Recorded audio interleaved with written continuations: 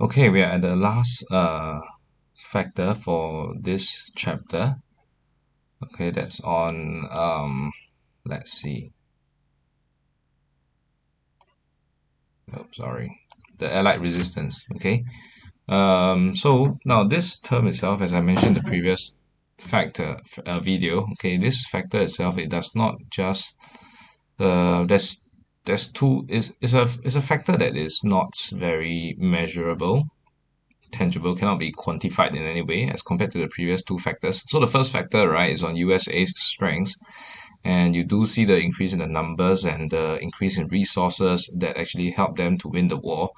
And you did see for German weaknesses, they also did not have enough resources, which resulted in them losing the war.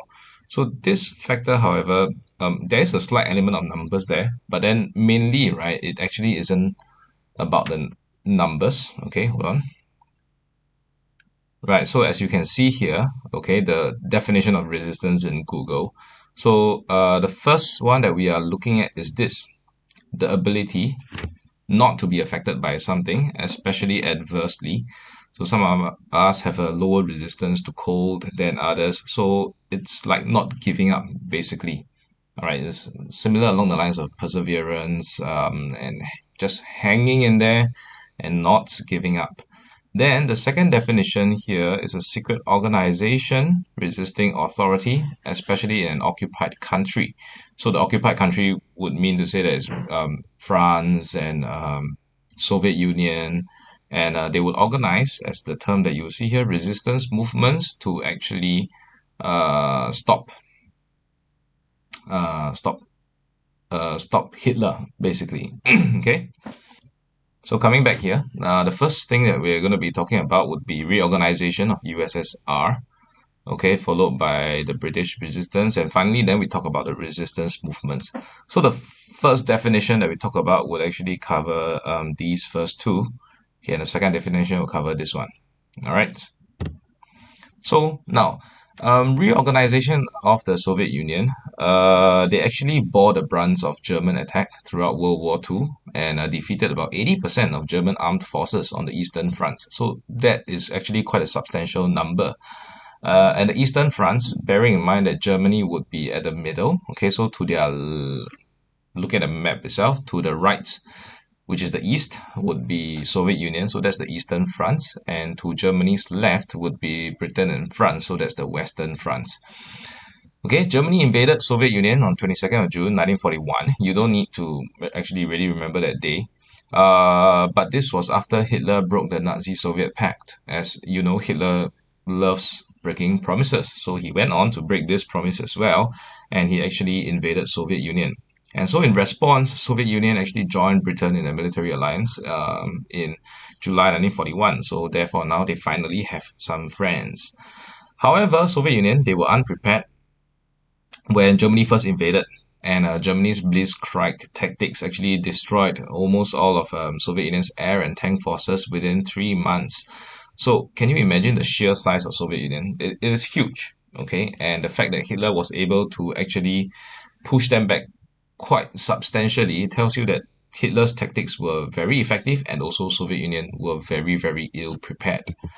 Okay, so however, because Soviet Union is so damn bloody big, right, it is actually difficult for Hitler to actually conquer everything. Similarly, for what was happening on the other side of the world, where Japan was trying to take China, it's really just too big, and I thought it's rather ambitious of them to actually even attempt that.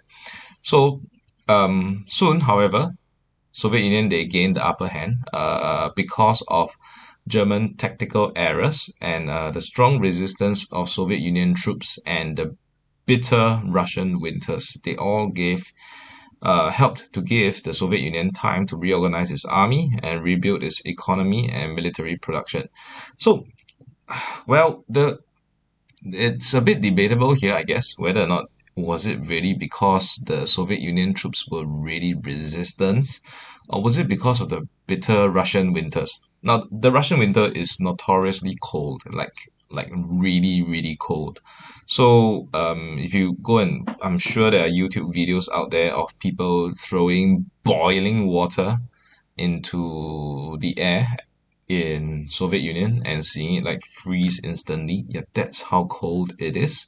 Okay, so without actually proper equipments, okay, you would actually not be able to fight the war effectively, right? So this, I remember there was this particular example given when I was serving the nation.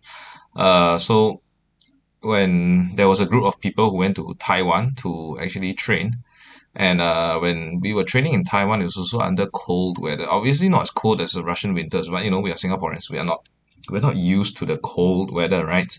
So therefore, it was a particular ambush mission where all of them basically prepare themselves, and then after that, wait for the enemy to come, and then after that, they would attack.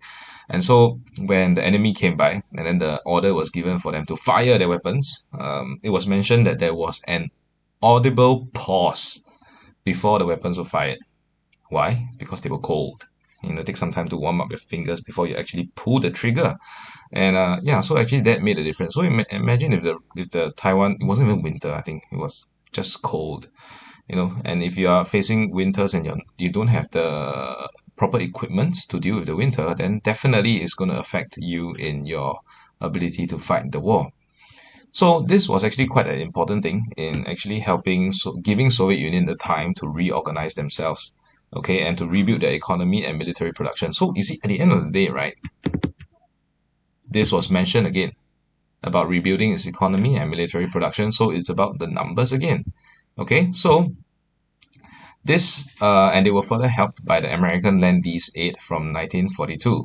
So as a result, the Soviet Union and the Red Army, they played a crucial role in being the decisive force for the Allied victory. So the sheer numbers that the Red Army had was also actually very helpful. So if you recall in your textbook, right, the numbers are pretty comparable to USA's numbers, Soviet Union's numbers. Okay, so that definitely did help quite a lot. All right, next, the British invasion, resistance to German invasion, sorry. Now, this would be more of highlighting the term of resistance, okay? Um, uh, it was clear that the British would actually fight the Germans and they will be prepared for war, but what Hitler was hoping was that after France fell in June 1940, okay, Hitler was hoping that Britain would discuss peace terms with the Germans. So, because they were hoping, now, if you recall the timeline again, the war started in September 1939 against Poland. Soon after that, they went for the Netherlands, Belgium, and all these countries, they fell. And after that, France fell as well. So basically, most of Europe at the time was actually taken over by Hitler already by June 1940. So they were hoping that, if you see an enemy who is so strong and able to conquer so many countries, you would just fall over and die. What would you have done? So that was what Hitler was hoping for, but obviously the British people were stronger than that and they had more resistance than that. So they actually decided to stand up and not actually fall to not give up and sign surrender or peace terms with the Germans. Yeah, peace terms basically is surrendering lah. Okay, so now Hitler understood that for Germany to succeed, they need to actually have air and sea supremacy. Now we mentioned these two in the first factor when we talk about the air and sea supremacy. And before his land troops could invade Britain. So basically, if you try to understand the military tactics here, how to actually win a war and how to successfully invade a country, as you can see here, Germany, they would have taken over this area and they want to take United Kingdom, which is Britain. They would have to cross the sea. And there's no way for them to actually successfully invade them via land. And any invasion has to eventually take place on land, right? Because you're conquering the land, right? So in order to do that, you need to control the sea first. You also need to control the air around the area so that the Air Force cannot attack you. So in 1940, Germany's Luftwaffe, that's the German Air Force, okay, they attacked British coastal defenses and airfields, and it had a devastating effect on the British Royal Air Force, right? I mean, it makes sense, right? If you want to destroy your opponent's air force, you don't necessarily have to engage them in the air. destroy the planes while they're sitting right down there and destroy the air defenses, right? However, in September 1940, okay, Hitler changed his focus and attacked the British cities instead. So this allowed the RAF time to recover. Now, this was a major mistake by Hitler because why attack the British cities? He might have been targeting the resources that the British factories had. So that's why you attack the cities. And on the other hand, I suspect that Hitler also was thinking about how he could demoralize the British people into giving up. And so one way to demoralize them would be to attack their cities. But this was a bad strategy for on Hitler's side, and it gave the Royal Air Force, the British Royal Air Force, time to actually recover. Okay, and also because the British held on for such a long time, the rest of the countries fell very quickly. Okay, by December 1940, right, Hitler had not been able to actually successfully conquer Britain. So therefore, he started to make preparations for Soviet Union instead, and the threats of an invasion of Britain actually subsided. And instead of actually demoralizing the British people when Germany was bombing them, it actually strengthened the morale and resolve of the British rather than weaken it. So therefore, British resistance actually played quite an important role in resisting Nazi aggression. Now, why is this factor important, right? It's because if the British had actually fallen to Germany, then there would be no way that they can actually recover because again, the map would be important. Okay, the map is important here once again. So as you can see, if Britain had fallen to Germany, okay, this entire site would have been controlled by Germany. And if Britain had fallen to Germany, there would be no way in which they could actually start the invasion of Germany, unless maybe they get Spain, who were neutral at the time, to get them to coordinate and work together with USA. But you realize that there will be no land for USA to launch their troops. Now, land is really important in the entire war situation. It's not so much about having planes to fly over and invade people. It doesn't work that way. You need land to put your resources. You need land to put your people who are resources. You need land to put your water, put your food, put your tanks, put things basically that you need for an invasion. So without which, right, you won't be able to actually invade Germany at all. Okay, so Britain would be the land in which they actually allow the USA and the British to organize themselves and sort themselves out and start that invasion of Germany. So it was vital, it was important that British did not fall to Germany. Okay, so this was an important factor, okay, and this is something that's not measurable. So I know for the more math and science people, this might be a bit more difficult to understand because how does this constitute a factor in actually contributing to the defeat of Germany? But to be frankly honest, it does seem a bit of a stretch to use this as a factor. It's like saying that instead of counting the number of hours that you use to actually put into studying and doing well in an exam, it is about you having the resilience not to fall asleep while you are studying. Something like that, okay? So but nonetheless, right, in terms of, I know it's something not measurable, but in terms of war, this is something that's actually very, very important. Okay, this is something that actually does make a difference as to whether or not a war is successful. So in the army, or rather, yeah, when the gentleman, if you do actually have to serve NS, one of the important things here would be morale. Really, one of the things that all the leaders in the army they would consider is actually the morale of the soldiers and how they feel and are they able to actually do well in terms of morale. So like one of the ways to raise morale, okay, gentlemen, you have to do this particular exercise well. If you do it well, you can go home earlier, and that usually motivates the heck out of a lot of people to actually work harder during national service. All right, now the very last part to this is the resistance movements.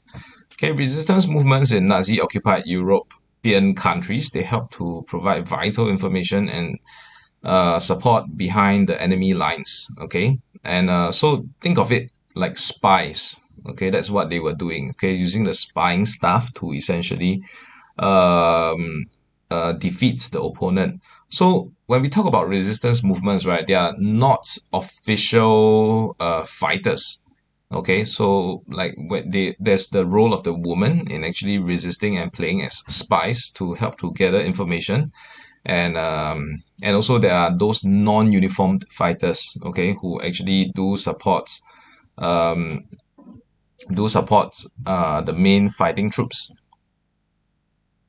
Okay, so to fully understand resistance movements, there's a movie on this. Okay, if you recognize the fella down here, that's James Bond. Okay, but obviously that's not James Bond in the movie. The movie is called Defiance. It's about a group of Russian or Polish Jewish resistance fighters who decided to go hide out in the jungle and fight against the German troops. Right. Okay, so that's for you to go find out on your own. Okay, so these resistance movements, one of the most important things is actually just information. Okay, it wasn't I'm guessing the fighting did actually help a bit, but it was the information that was provided. So some of the most prominent resistance movements were the Yugoslav, Polish, and Soviet resistance movements, as well as the Free French forces. So if you remember, France has already been defeated. So the main fighting force is no longer there. They're dependent on these unofficial fighting forces, such as the Free French forces, to actually do something about the fighting. So before 1941, the resistance was actually limited due to the sudden invasion and the brutal oppression by the Nazis, and people were too traumatized to contemplate resistance. That was what the Germans would have thought that the British would feel as well, and they would give up very easily. So, however, when Germany actually attacked Soviet Union, the communists were used to working underground, and they actually effectively resisted the Nazis when Soviet Union were invaded. And so from 1941 in June, many civilians, okay, they started to join the communist resistance, and they gathered information for the Allies. They spread false information and propaganda to the Nazis, and they helped Allied prisoners of war escape. So all these examples of the help that was provided did contribute to eventually the Nazi defeat. So now, considering this factor in light of the other two factors, this actually isn't it really doesn't seem, because it's not measurable. Again, it's not something that you can count. So therefore, how important was it really in helping to contribute to Germany's defeat? So if you think in terms of a 12 mark SEQ, right, I would be reluctant to actually use this as the most important factor, to argue for this as the most important factor. Okay, but of course, if you are able to effectively explain and argue why, yeah, there's no reason why we would actually not give you the marks accordingly. Okay, but basically this resistance one, remember there are two parts to it. Number one is the value of resistance, and number two is the resistance movements, and that actually sums up the third factor leading to Germany's defeat. All right, so wait for the next video where I will cover the SEQ for this chapter, so that you have a rough idea of what kind of questions to expect and the difficult and the easy questions to complete.